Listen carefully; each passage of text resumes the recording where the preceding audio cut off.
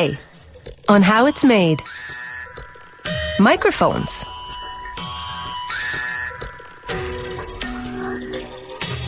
Hot tubs.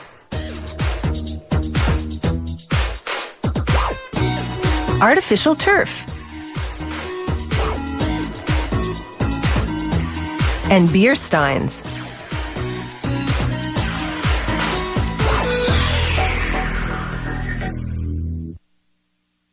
People have been doing mic checks since 1876, when the microphone was invented as part of the telephone. Microphones convert sound to a signal that can be transmitted through televisions, radios, and many other things. If you have something to say, you'll need a microphone to broadcast it.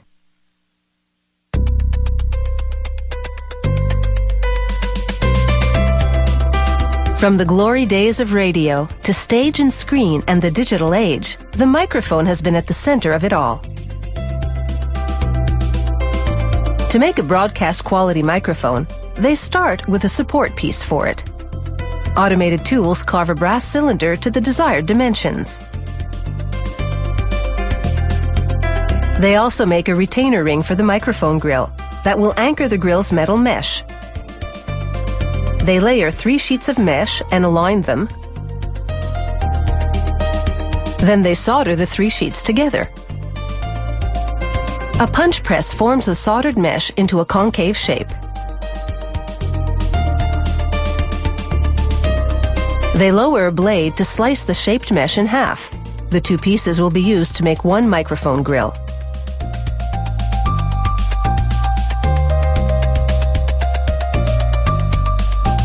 An assembler squeezes solder paste into a groove in the brass ring.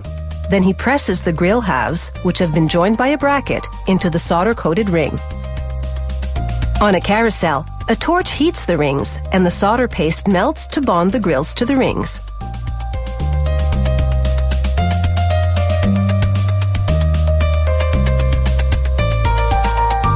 A drill punctures a brass disc up to 90 times to make ventilation holes. Another tool levels the surface and shaves off unwanted bits. This disc will be the backplate for one of the microphone's capsules. An assembler brushes away any remaining shavings and then fixes the backplate in a holding device. This plastic membrane has been coated with real gold to conduct electricity. She places the membrane and a plastic ring on the backplate and then attaches an electrical lead.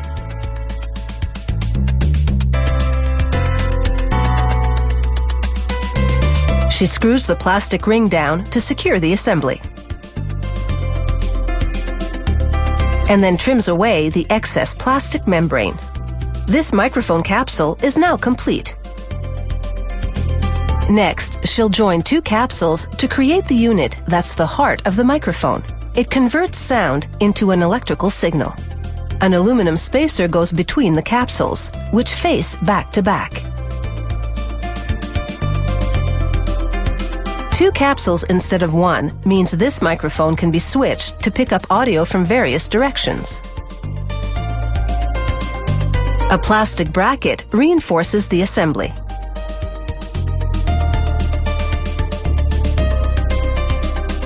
A technician then wires the brass support piece that we saw being made earlier to the electronics system, and then he secures it with screws.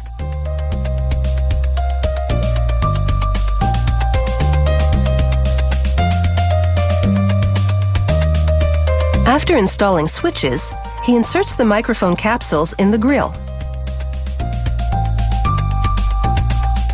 He screws the capsule assembly to the grill and joins it to the electronics.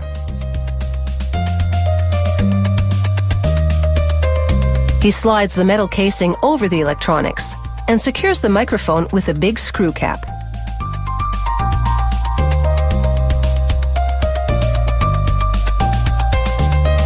He checks the switch that changes the directionality of the mic, and now it's ready for a sound check.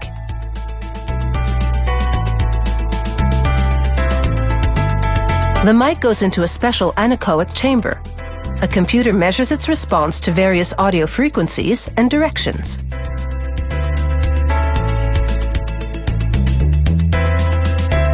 Once a microphone has passed this test and some other checks, it's time to pack it up with great care, because this mic is delicate and worth several $1,000s. Treated properly, this microphone should last several decades. In showbiz, that's longevity.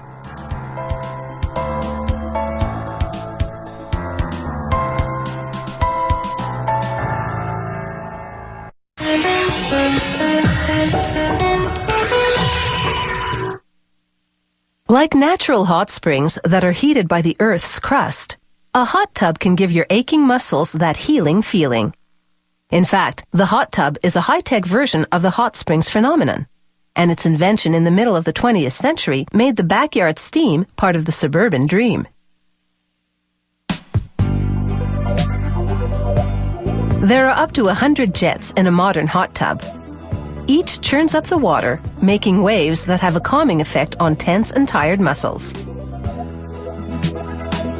To make a hot tub, they start with a sheet of rigid acrylic. They rest it briefly over a mold of a hot tub, then a frame-like clamp grips it along the edges and transfers it to an oven.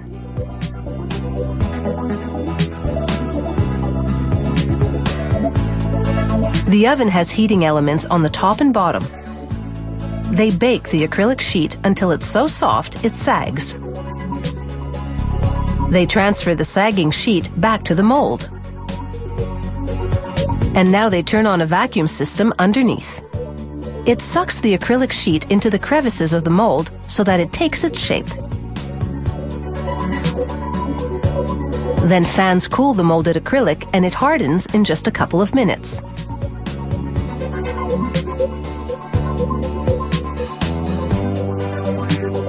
Operators then stack the tub shell. They mold swim spa shells using the same technique. Swim spas are longer and deeper than hot tubs. They're for working out, not unwinding, so there aren't many ledges for sitting around. Back in the hot tub department, it's time for a base coat. They spray resin on the shell and then unwind fiberglass twine into a special spray gun. It chops up the twine and mixes it with more resin to give the shell a fiberglass coating that reinforces the acrylic. They press out any air pockets in the fiberglass. Now they aim another spray gun at the underside of the tub. This one contains insulating foam.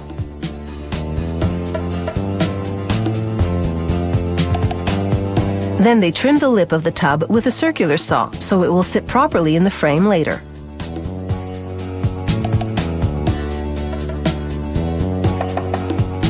They sand the edges and then drill holes for the numerous jets. Working from inside the tub, an assembler tucks plastic jets into the holes, while a worker on the other side pulls the jets through. They apply silicone sealant around each jet, then equip it with a plastic ring for aligning the jet to the hot tub frame. Using a special tool, the assembler drives a nut into the assembly to secure it. Next, they dip PVC tubing in adhesive and attach it to the jets, weaving an elaborate web of hoses.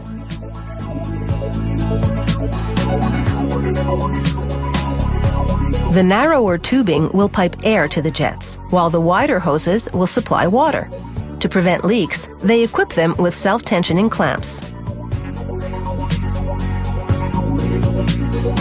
They connect the intake pipe to the pump, which will force water into the tubing.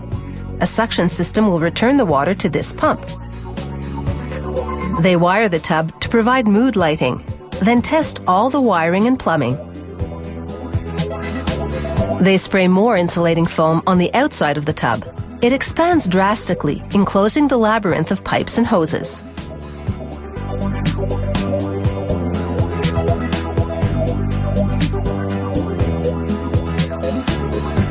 And for some extra insulation, they wrap foil-backed plastic around the tub. The foil will reflect any escaping heat back into the tub. They mount the exterior paneling and drill through the insulation to vent the pumps. Corner molding gives the paneling a nice finish. This hot tub is now ready to make waves in the neighborhood. Some versions even come with TVs, so you can watch how it's made without leaving the hot tub. It takes about 20 person-hours to make a hot tub or one of these swim spas. And after that, it's time to take a break and relax.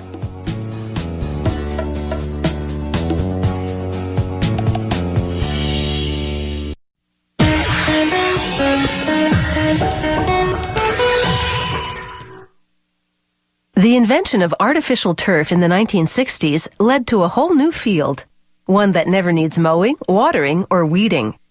Faux grass was developed by the carpet industry and made possible by technological advances.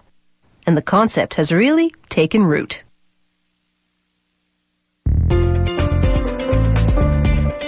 Synthetic turf has changed the landscape of professional sports. You see it in stadiums, arenas, and training fields around the world. It all starts with bags of white plastic pellets. This is the base material for the turf. They add green pellets for color, along with chemical stabilizers and additives.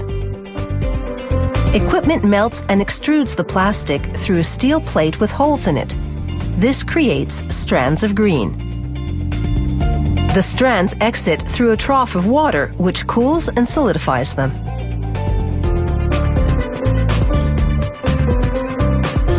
Machinery pulls the strands through an enormous comb to keep them separated as they head to the next station. Here, rollers stretch the strands until they become as thin as real grass. The stretching also strengthens them. Spools now roll up the synthetic strands.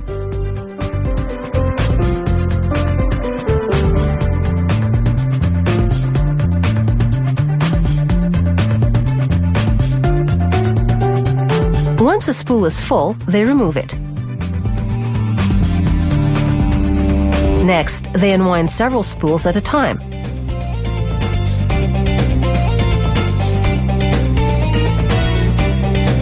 The strands come together to form a multiply synthetic yarn. The yarn travels over guides. This keeps it from slackening as a big spool winds it up.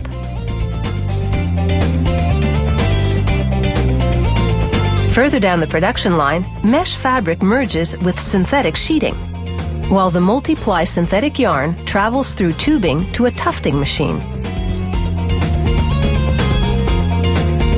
The tufting machine is a giant sewing machine. It has up to 250 needles. These needles hook the yarn through the meshed synthetic sheeting. They make hundreds of rows of stitches per minute.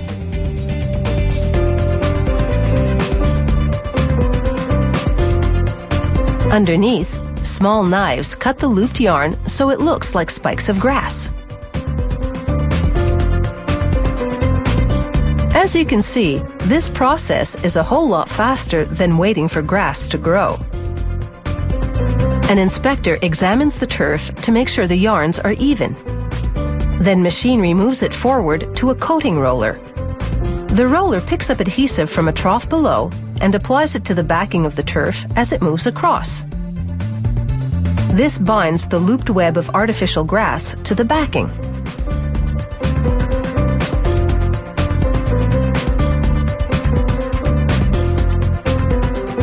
The adhesive is a bit gooey at this point and needs to be dried.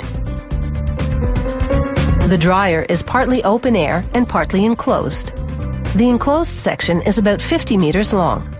The temperature is carefully controlled. Too hot and the synthetic grass might melt. As it exits, hot pins burn holes into the turf to make it water permeable.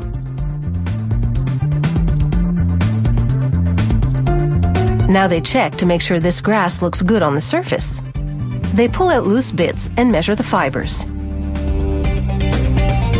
Then it's over to a device that simulates the effect of football cleats to confirm this turf is tough. To install artificial turf, they lay a rubber base and add the turf. They distribute sand throughout spikes of grass to give the turf weight. Then they spread rubber granules for a softening effect.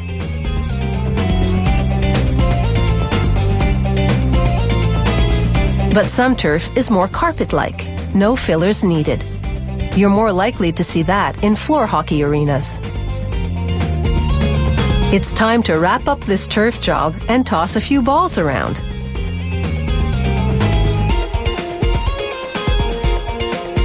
And when it comes to looking like the real thing, artificial turf is definitely in the ballpark.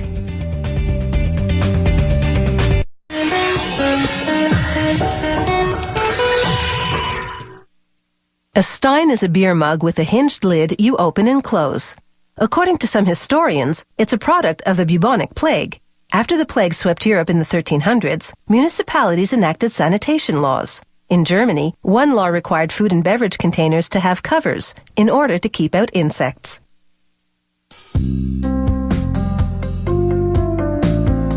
These traditional German beer steins, with their ornate ceramic bodies and pewter lids, are functional works of art. The word stein is short for a German word meaning stoneware jug. Production begins in the casting department with a plaster mold, its cavity the shape and design of the stein's body. They pour in liquid clay, wait about 2 hours until it thickens, then pour out whatever liquid remains.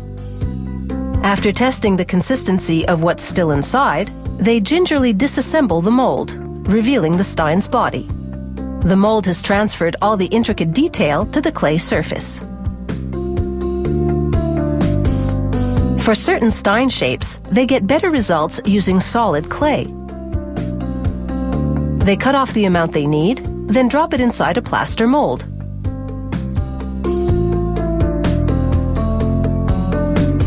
A machine pushes the clay into every crevice of the mold cavity. A worker trims away any excess that oozes out. Then the mold goes into a drying machine for 20 minutes. When it comes out, they disassemble the sections to extract the casting. Whether made from liquid or solid clay, each stein body goes on a potter's wheel for some refining. The potter removes seams that formed where the mold sections met. He also trims and smooths out the rim. Then, using some wet clay as an adhesive, he attaches an ornate handle. It too is made entirely of clay. The factory shapes it either in a mold or with a die in a press. Finally, they stamp the bottom with 2 marks, Made in Germany and the company brand. Now the coloring process begins. They coat the stein body with a special paint for ceramics. First, a watery coat of the background color all over, then a thicker coat around the reliefs to highlight them. They rub most of the paint off the reliefs to accentuate the contrast. Next, workers spray a milky glaze over the stein body, inside and out. This glaze is made mainly of sodium and silicon, minerals that turn into transparent glass under high heat. This will strengthen and waterproof the stoneware beneath it. Workers load dozens of stein bodies into an oven, where they bake at 1130 degrees Celsius for 12 hours. This hardens the clay, turns the colors vibrant, and transforms the glaze into a protective glass coating. After a 12-hour cooling period, the true artistry begins. A skilled painter embellishes the design with colorful enamel paints.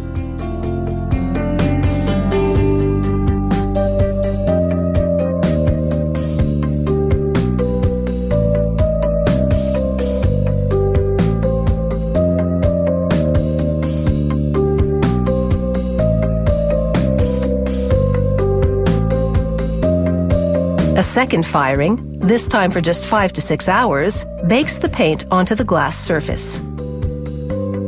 Now, to top it all off, the stein's ornate lid. It's made of pewter cast in a mold.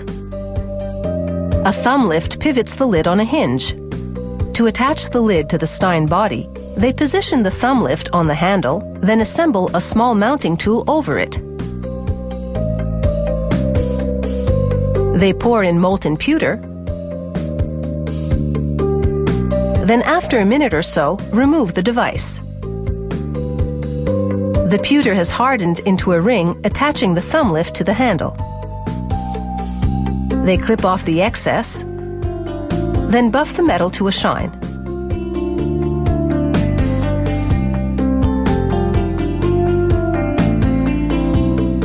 With their traditional scenes, or more contemporary themes, these beer steins are the toast of the town.